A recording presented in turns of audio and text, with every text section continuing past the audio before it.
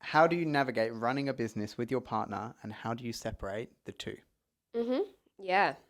It's hard, but you get used to it, and Russ and I have come to terms with it. We love it. Like, it's our life. Our business is our life. Well, first things first, the way that Russ and I kind of navigate it is we have very different departments within the company. We work in very different roles that don't have many crossovers, if I'm being honest.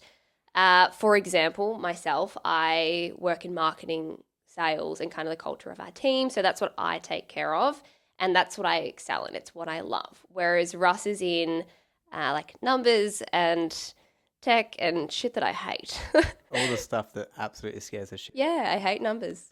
So yeah, I'm often doing the stuff behind the scenes. That's like creating all the automations, development of the app, development of all of our systems, setting up instructions for all of our staff to kind of follow to make sure they're all doing everything to the best of their ability. So that's what I kind of excel in. But Michaela doesn't like doing that stuff, but also doesn't do well at it. And I think when you're working in a partnership as well, it's almost important to recognize the things that you're not good at and being okay with not being good at it, and then outsourcing it. In our dynamic, we are co-founders and we're also obviously romantic partners. So we can identify those for each other and then go into our different areas and then work on it. And then as a whole, joining that together, it makes a well-rounded service, which is kind of how we separate it, I guess. Yeah, definitely. I think within the actual business itself, like, that doesn't differ depending on whether you're a business partner with another business partner that has no like actual romantic relationship, or whether it is you with your actual romantic partner running a business together.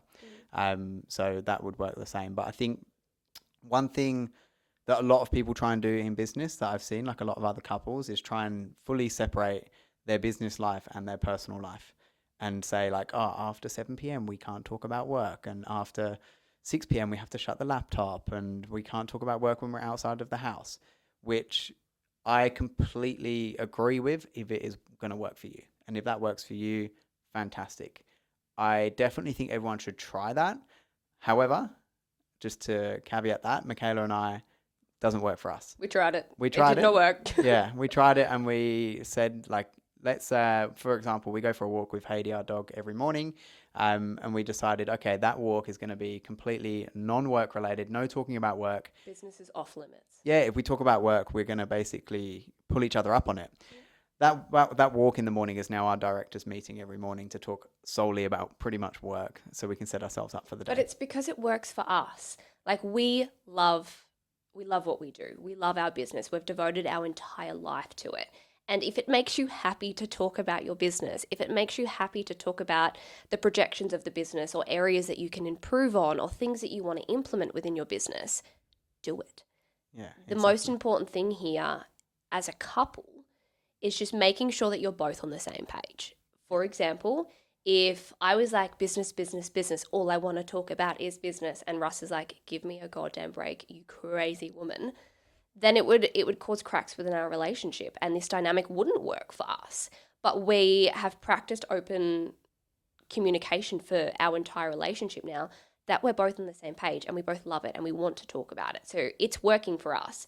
Just like that keto analogy. If it works for you, fantastic, do it. And that's what works for us. Definitely. I think lean into it again, like utilize it to your power, that you and your partner run a business together, because you are there going through the thick of it together. So a lot of people who don't run a business with their partner and they're like working 9 to 5s in separate jobs, we've never done it. So it's really hard for us to kind of resonate with that. But can you imagine like going home from work, coming home and then just being like, not talking about work, me having no idea what you really do for work, and like me hearing stories about you in the office with the girls and I don't even know who they are. Like that just is so foreign to us. But I think we utilize it to our advantage, that if you're going through a shit time, I'm going through a shit time, and we are there together to hold each other strong.